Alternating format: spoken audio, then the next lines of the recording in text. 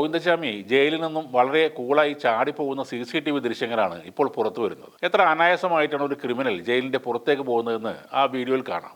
24 മണിക്കൂറും നിരീക്ഷണമുള്ള സെൻട്രൽ ജയിലിൽ നിന്നാണ് ഇങ്ങനെ ഒരു വീഡിയോ ഇപ്പോൾ പുറത്തു വരുന്നത്. ഇപ്പോൾ ജയിൽ ചാട്ടം ചർച്ചയാകുന്ന ഈ അവസരത്തിൽ ഓർത്തിരിക്കേണ്ട ഒരു പേരാണ് ആൻഡമാൻ ദ്വീപിലെ സെല്ലുലാർ ജയിൽ എന്നത്. കാലാപാനി എന്ന പേര് നമുക്കെല്ലാം പരിചിതവുമാണ്. പ്രവർത്തനം നടത്തിയിരുന്ന കാലത്ത് കാലാപാനി എന്നറിയപ്പെട്ടിരുന്ന ഈ സെല്ലുലാർ ജയിൽ സ്ഥിതി ചെയ്യുന്നത് ഇന്ത്യയിലെ ആൻഡമാൻ ദ്വീപിലെ പോർട്ട് ബ്ലെയറിലാണ്. 350-ലധികം കിലോമീറ്റർ നീളത്തിൽ വ്യാപിച്ചു കിടക്കുന്ന ഒരു ദ്വീപ സമൂഹമാണ് ആൻഡമാൻ. ചെറുതും വലുതുമായ 180 ദ്വീപുകളാണ് അവിടെയുള്ളത്. അതിന്റെ തലസ്ഥാനമായ പോർട്ട് ബ്ലെയറിലാണ് കാലാപാനി സ്ഥിതി ചെയ്യുന്നത്. 1757 നടന്ന ഒന്നാം സ്വാതന്ത്ര്യ സമരത്തോടനുബന്ധിച്ചാണ് ബ്രിട്ടീഷുകാർ ആൻഡമാൻ ദ്വീപുകളിൽ കാര്യമായി ശ്രദ്ധിക്കുന്നത്. ശിപ്പായി ലഹള എന്ന് വിളിക്കപ്പെട്ട സമരത്തിൽ പങ്കെടുത്ത ആളുകളെ ആൻഡമാനിലേക്ക് നാടുകടത്തി. പ്രതികൂലമായ കാലാവസ്ഥയിലും ഈ തടവുകാരെ ഉപയോഗിച്ച് തന്നെ ബ്രിട്ടീഷുകാർ അവിടം വാസയോഗ്യമാക്കി മാറ്റി. പിന്നീട് നിരന്തരം ഇവിടേക്ക് തടവുകാർ വന്നുകൊണ്ടേയിരുന്നു. പ്രതിഷേധം ഉയർത്തിയവരെയും പീഡനം സഹിക്കാൻ പറ്റാതെ രക്ഷപ്പെടാൻ ശ്രമിച്ചവരെയും നിഷ്കരുണം കൊന്നൊടുക്കി. ദ്വീപിലെ തടവുകാരുടെ എണ്ണം വർദ്ധിച്ചപ്പോൾ അവരെ താമസിപ്പിക്കാൻ വേണ്ടി നിർമ്മിച്ചതാണ് സെല്ലുലാർ ജയിൽ. 3 നിലകളിലായാണ് ഇതിന്റെ നിർമ്മാണം. വളരെ ചെറിയ മുറികളാണ് ഇതിനകത്തുള്ളത്. 1906 മാർച്ച് 10 ഇതിന്റെ നിർമ്മാണം പൂർത്തിയായത്. 10 കൊല്ലമെടുക്കേണ്ടി വന്നു ഈ ജയിലിന്റെ പണി മുഴുവനാക്കാൻ.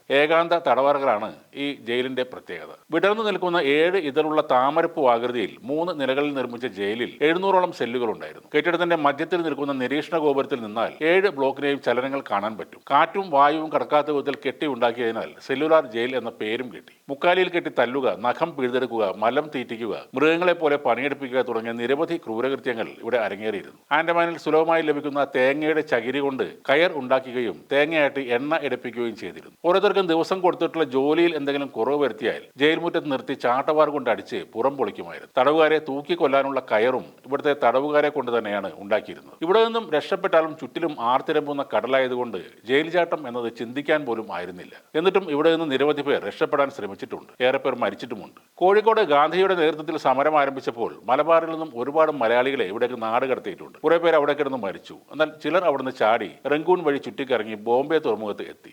ഇന്ത്യ സ്വാതന്ത്ര്യം നേടിയപ്പോൾ ഈ സെല്ലുലാർ ജയിൽ പൊളിക്കാൻ തുടങ്ങി. എന്നാൽ അത് വലിയ ജനരോഷമുണ്ടാക്കി. തങ്ങൾ അനുഭവിച്ച നരകയാതനയുടെ സ്മാരകം പൊളിക്കരുതെന്നായി പലരുടെയും ആവശ്യം. ജനരോഷം മൂലം സർക്കാർ ഈ ജയിൽ പൊളിക്കുന്നത് നിർത്തിവെച്ചു. ബാക്കി ശേഷിച്ച ഭാഗം ഇന്നും സ്മാരകമായി നിലനിൽക്കുന്നു. ഇന്നും ഏതൊരു ഇന്ത്യക്കാരനും ഇവിടെ എത്തുമ്പോൾ ഒരു നിമിഷം മൗനമായി പ്രാർത്ഥിക്കും. സ്വന്തം നാടിന്റെ സ്വാതന്ത്ര്യത്തിന് വേണ്ടി പോരാടിയ ധീരരായ ഒരു കൂട്ടം മനുഷ്യരുടെ ആത്മാവ് ഇപ്പോഴും അവിടെ ഉണ്ട് എന്ന വിശ്വാസത്തിലാണ് ആ പ്രാർത്ഥന.